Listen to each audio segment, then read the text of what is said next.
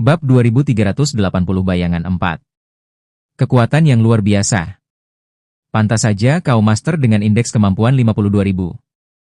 Kau benar-benar berhasil mengurangi kekuatan pertahananku hingga 10%. Mengerikan sekali. Ini adalah salah satu kerusakan paling parah yang diderita Zhang Yi sejak naik ke peringkat ksatria, sebanding dengan Zheng Lou. Akan tetapi, Zhang Yi tidak menunjukkan rasa takut di wajahnya. Sebaliknya, senyum tipis muncul di wajahnya.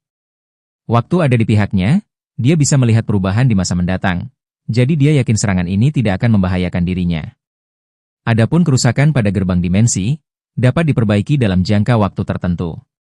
Dalam hal kekuatan serangan, ia mungkin hanya memiliki 45.000 poin, paling banyak mencapai 50.000 poin dengan satu set baju zirah lengkap. Namun, dalam hal kemampuan bertahan, bahkan jika Zheng Lou sendiri datang, dia tidak akan mampu menghancurkan pertahanannya. Saya telah melihat lintasan kekuatan terakhir, dan celah singkat dalam pemulihan. Zhang Yi bergumam pada dirinya sendiri, saat jarum detik di mata kirinya berputar liar dengan kecepatan yang belum pernah terjadi sebelumnya. Serangan dahsyat yang baru saja disaksikannya, terpecah menjadi aliran-aliran energi kecil yang tak terhitung jumlahnya di matanya. Ia dengan jelas menangkap pola ledakannya yang sangat kuat, dan titik stagnasi yang sangat singkat namun nyata saat daya pulih. Melihat masa depan. Inilah jarum waktu kedua, kekuatan mengerikan dari pengguna kemampuan berbasis waktu yang mencapai level ksatria. Namun, sudah waktunya. Tidak sopan membalas budi, langkah tegasmu sudah berakhir. Jadi, giliranku selanjutnya. Zhang Yi tiba-tiba mendongak, matanya berkilat cahaya terang. Alih-alih memperbaiki pertahanan yang rusak, dia malah melakukan gerakan yang mengejutkan Ying Hui dan semua penonton. Dia mengangkat tangan kirinya dan tiba-tiba mengepalkan tinjunya, seolah-olah ingin menghancurkan ruang yang dipenuhi energi penghancur ini. Semua penghujat akan diadili oleh para dewa. Di dalam wilayah pedang tak berujung ini, akulah penguasanya. Kekuatan apapun yang menyakitiku akan berbalik melawan dirinya sendiri. Suara berdengung. Sifat domain pedang tak berujung, yang awalnya digunakan untuk mengisolasi dunia luar, tiba-tiba mulai berubah. Itu tidak lagi menolak energi eksternal. Sebaliknya, ia menjadi pusaran raksasa tidak terlihat yang menghasilkan daya hisap yang sangat mengerikan. Dalam sekejap, sisa energi badai pedang yang belum sepenuhnya hilang di seluruh medan perang mulai berkumpul secara liar. Energi pedang dan materi gelap yang telah hilang dari tabrakan sebelumnya yang tidak terhitung jumlahnya, dan bahkan aura gelap yang terus-menerus dipancarkan Ying Hui. Semua energi ganas yang tidak diklaim itu secara paksa direbut dan dikumpulkan oleh kekuatan hisap yang kuat ini, mengalir deras ke telapak tangan Zhang Yi bagaikan sungai yang mengalir ke laut, mengembun menjadi bola hitam yang sangat gelap. Apa yang sedang dia lakukan? Mata merah Ying Hui dipenuhi kejutan dan ketidakpastian. Ia belum pernah melihat gaya bertarung seperti itu sebelumnya, berani menyerap kekuatan penghancur musuh secara aktif. Ini tidak bagus. Mundur segera.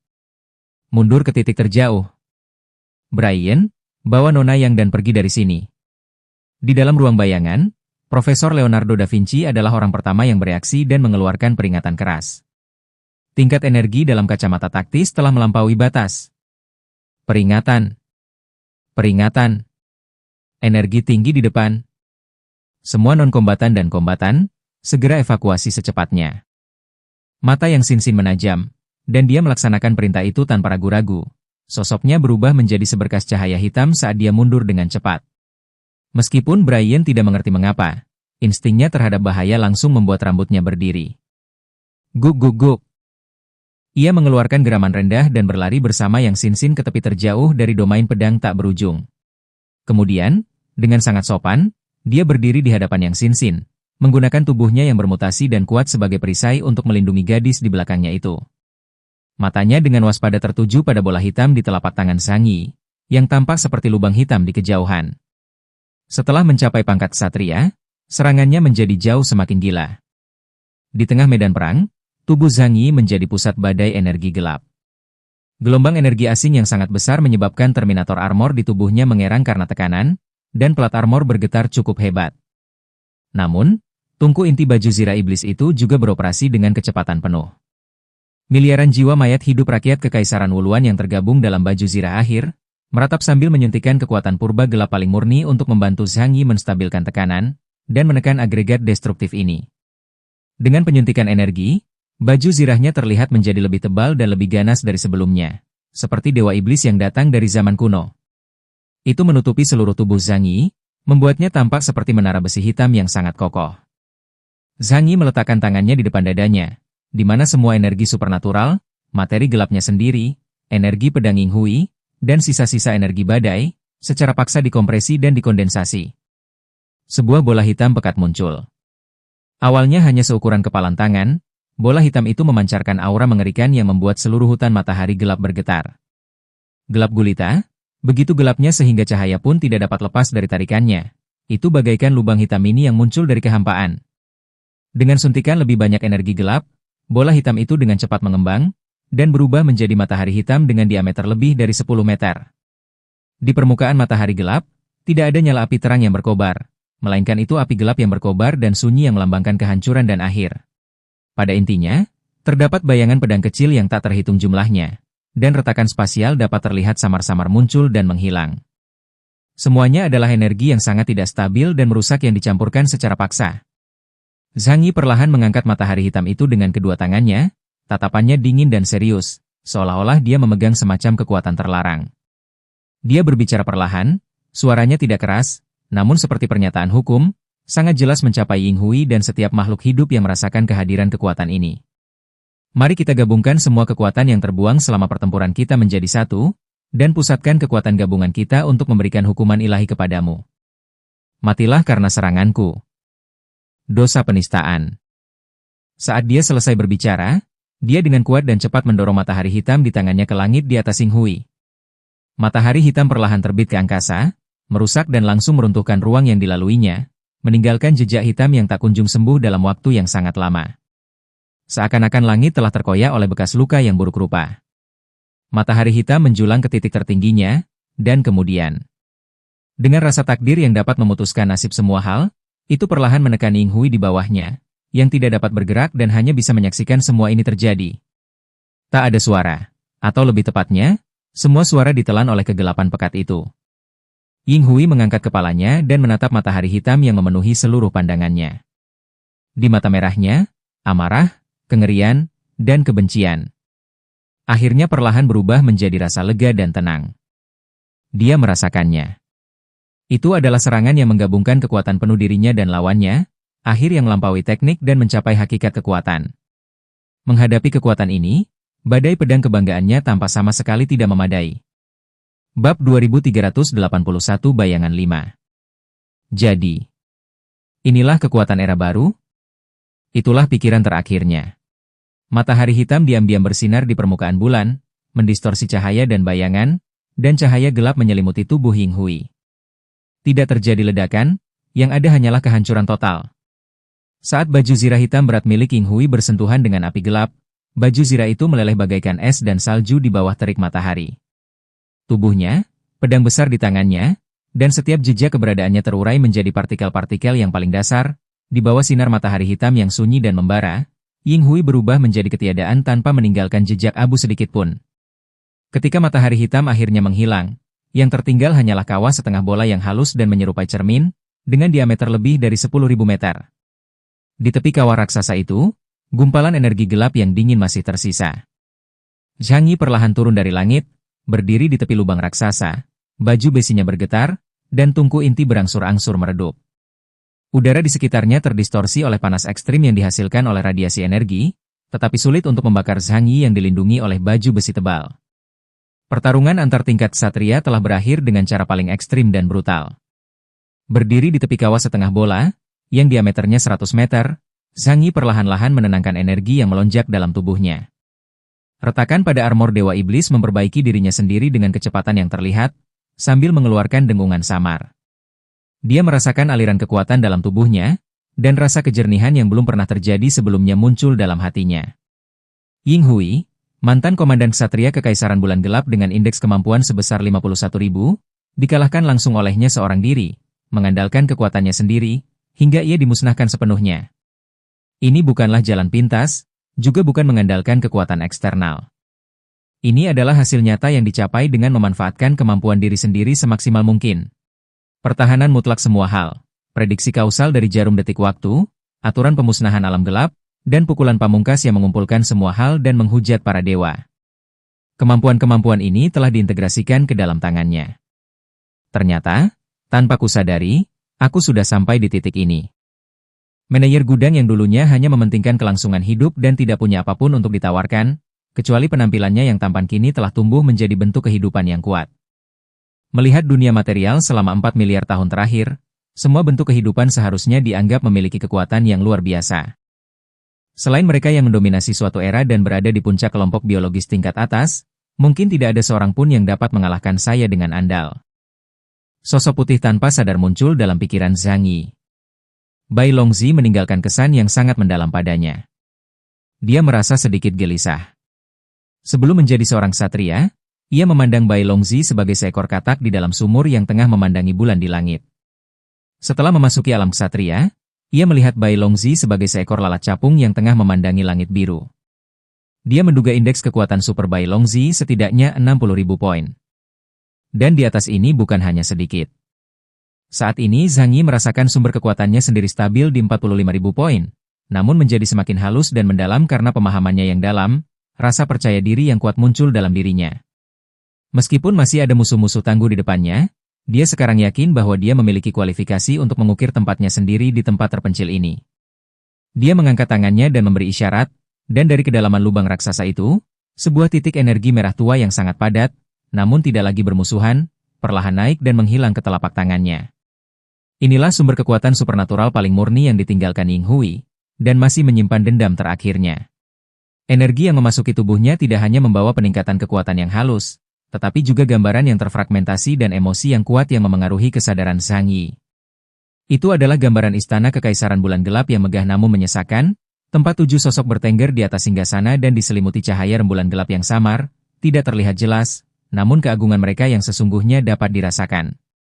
Ying Hui muda itu, memegang helm tempurnya, menampakkan wajah tegas namun geram. Ia mengangkat kepalanya menghadap ke-7 pendeta bulan hitam, suaranya meredam amarahnya. Kenapa aku tidak bisa menjadi pendeta bulan hitam berikutnya? Dengan kekuatan dan prestasi pertempuranku, aku jauh melampaui kandidat manapun di generasi ini. Hanya karena aku laki-laki, apa aku selamanya didiskualifikasi untuk menyentuh otoritas pendeta bulan hitam? Adilkah seperti itu? Keinginan kuat untuk melawan ketidakadilan takdir itu sejelas sebuah merek. Ternyata akar dari pemberontakan komandan ksatria yang kuat ini, terletak pada tradisi kekaisaran bulan gelap yang tampaknya tidak tergoyahkan, yakni hanya menempatkan perempuan sebagai pendeta bulan tinggi. Bahkan kekuatan terbesar sekalipun pada akhirnya tidak dapat mengatasi belenggu aturan. Melainkan, lebih tepat jika dikatakan bahwa kekuatannya tidak cukup kuat untuk menggulingkan segalanya. Zhang Yi mengangkat bahu dan segera melupakan hal itu. Dia tidak mengerti urusan-urusan remeh orang-orang Lunarian, dan dia tidak tertarik mengetahui mengapa 2 kekaisaran besar orang bulan diperintah oleh wanita. Mungkin ini ada hubungannya dengan filosofi Yin dan yang kerajaan Huasu?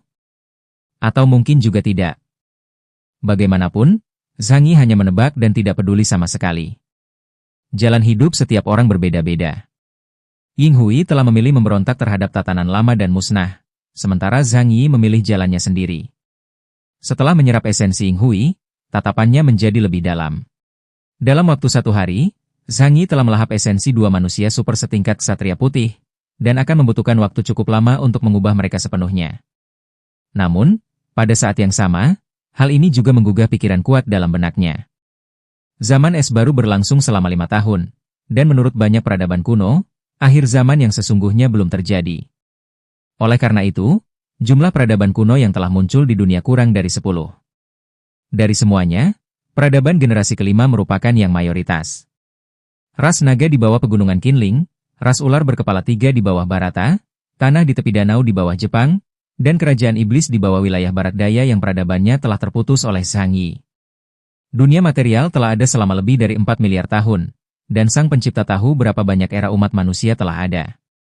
Bahkan generasi ke-6, dalam waktu hanya 1.000.000 tahun, telah terbagi menjadi 2 jenis. Manusia darat dan manusia laut. Pemahaman kita tentang dunia ini masih terlalu dangkal.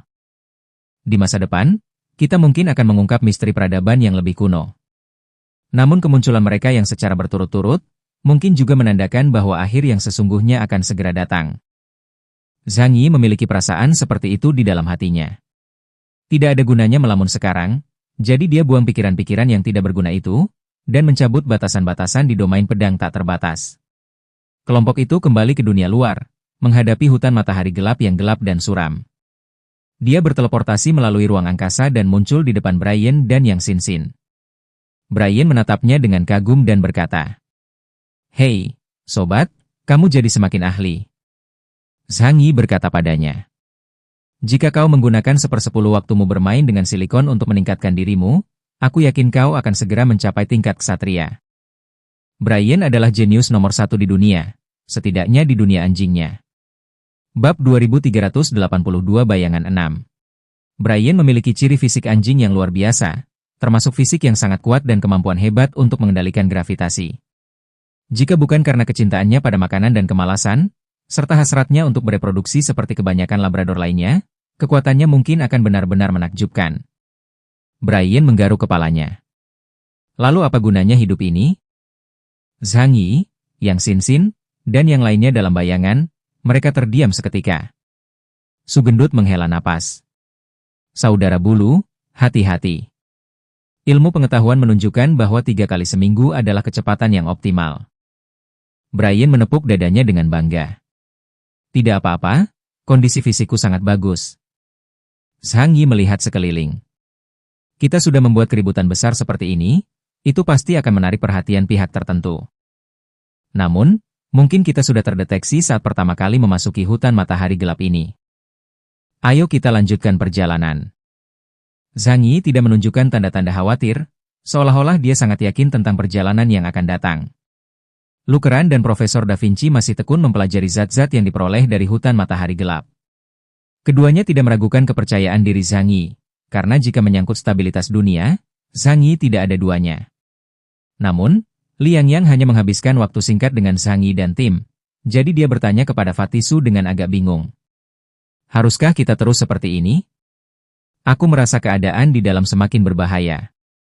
Fatisu terkejut sejenak, lalu berkata, "Oh ya, kau benar." Liang Yang terdiam. "Kamu bahkan tidak mempertimbangkan masalah ini?" Fatisu terkekeh malu dan menggaruk kepalanya. "Biasanya, aku tidak punya kesempatan untuk menggunakan otakku."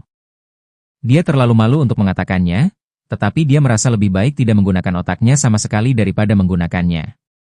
Liang Yang merasa Zhang Yi menjadi semakin misterius. Dia mendesah pelan, semburat kesedihan tampak di wajah cantiknya. Melihat hal itu, Fatisu segera menggenggam tangan kecilnya yang lembut dengan perasaan sakit hati, dan menatap wajah cantiknya. "Ada apa, Yang Yang? Ada yang sedang kamu pikirkan?" Liang Yang menggelengkan kepalanya pelan dan mendesah. "Aku hanya merasa bahwa aku memang sedikit merepotkan kalian." Mendengar hal ini, Fatisu segera berkata dengan serius. "Jangan khawatir, begitu semuanya selesai di sini, aku pasti akan pergi berbicara dengan Bos Hang dan mencoba memberimu roh pengorbanan. Namun, untuk membahas masalah ini, mereka mungkin harus berlutut." Kilatan keterkejutan melintas di mata Liang Yang, tetapi ia segera menggelengkan kepalanya dengan lembut dan penuh pengertian, sambil berkata, "Meskipun aku juga berharap mencapai evolusi di tingkat kehidupan, semuanya sudah diatur oleh Zhang Yi. Tidak perlu mengganggu rencananya demi aku." Zhang Yi dan Yang Xin-Xin melanjutkan perjalanan mereka. Hidung anjing Brian menghirup udara sekuat tenaga, lalu meraung.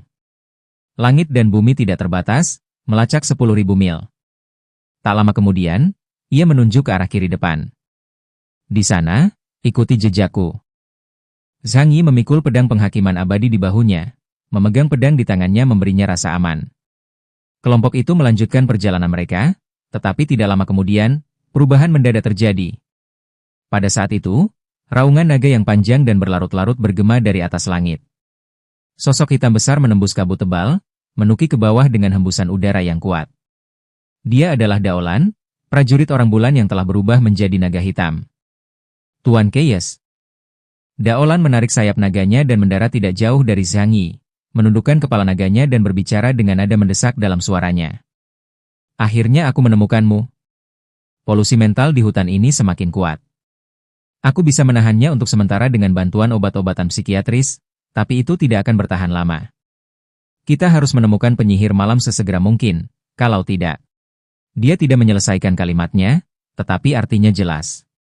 Jika mereka terus menyelidiki lebih dalam, semua orang bisa sepenuhnya dirusak oleh keinginan Samael dan berubah menjadi monster gila. Zhang Yi mengangguk. Kita menuju ke pusat. Ayo, waktu tidak menunggu siapapun.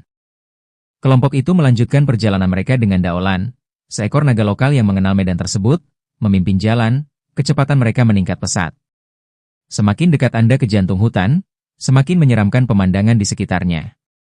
Pohon-pohon itu benar-benar kehilangan bentuk tanamannya, berubah menjadi kristal-kristal hitam bengkok, yang menyerupai sosok manusia yang tengah berjuang dalam kesakitan. Zat kental, hitam, berminyak merembes dari tanah, dan asap rendah di udara hampir memadat. Tepat saat mereka melewati area yang dipenuhi gugusan kristal hitam, tiba-tiba terdengar hiruk-pikuk suara dan fluktuasi energi dari depan. Oh, sepertinya ada tamu lain. Mata Zhang Yi berkedip sedikit, memberi isyarat kepada semua orang untuk waspada. Setelah melewati gugusan kristal besar, pemandangan di hadapan mereka membuat semua orang tercengang. Sekelompok sekitar 20 orang terlihat beristirahat di atas beberapa batu hitam besar. Mereka mengenakan pakaian yang berbeda-beda, tetapi kebanyakan dari mereka mengenakan lencana korps marinir Kolombia yang jelas. Namun, mereka semua tampak berantakan. Orang yang memimpin tidak lain adalah kapitalis besar, Benjamin Morgan, Presiden Asosiasi Ilmu Pengetahuan Alam. Benjamin, yang mengenakan jas dan dasi, telah lama kehilangan aura kecanggihannya. Ia mengenakan setelan tempur multifungsi yang tampak gagah, tetapi penuh goresan dan noda. Dia masih asyik memainkan koin emas kuno di tangannya. Ketika melihat Zhang Yi dan kelompoknya, terutama ketika melihat Zhang Yi sendiri, ia jelas tertegun sejenak, lalu terkejut. Morgan memasang senyum hangat, tetapi jauh di dalam senyum itu tersimpan kelelahan dan kewaspadaan yang tidak tersamarkan. Akhirnya ketemu juga. Sial, tempat ini terlalu berbahaya. Benjamin Morgan melangkah maju, merentangkan tangannya dalam gerakan menyambut yang berlebihan, meskipun ia dengan bijak berhenti di tengah jalan. Bertemu denganmu di tempat terkutuk ini sungguh menghangatkan hati. Ya Tuhan, tempat ini bahkan lebih buruk daripada ruang rapat pinggir jalan. Zhang Yi tersenyum tipis. Ia tidak terkejut dengan kemampuan Benjamin yang selalu saling memuji dan mengeluh, kapanpun dan dimanapun itu, karena ia sendiri juga menonton drama bisnis barat. Tuan Morgan, sepertinya Anda cukup beruntung. Anda masih hidup dan sehat. Keberuntungan? Tidak kawan. Inilah kekuatan emas, kekuatan modal. Benjamin menepuk-nepuk seragam tempurnya dan mengguncang koin emas di tangannya. Lihat itu.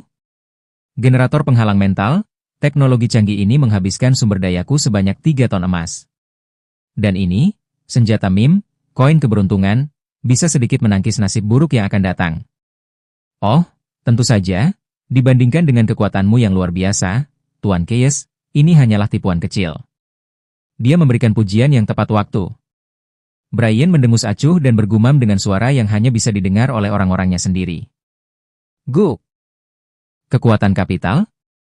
Dilihat dari penampilanmu, kau mungkin telah dikejar oleh para pencemar mental di hutan matahari gelap sampai celanamu hampir melorot. Benjamin Morgan berpura-pura tidak mendengar keluhan Brian. Tatapannya menyapu yang Sin-Sin, Brian, dan Daolan di belakang Zhang Yi, dan dia bertanya dengan sedikit rasa ingin tahu. Tuan Keyes, kenapa kalian hanya sedikit? Di mana Tuan Odin, Raja Arthur, dan yang lainnya? Mungkinkah semua orang telah terpisah?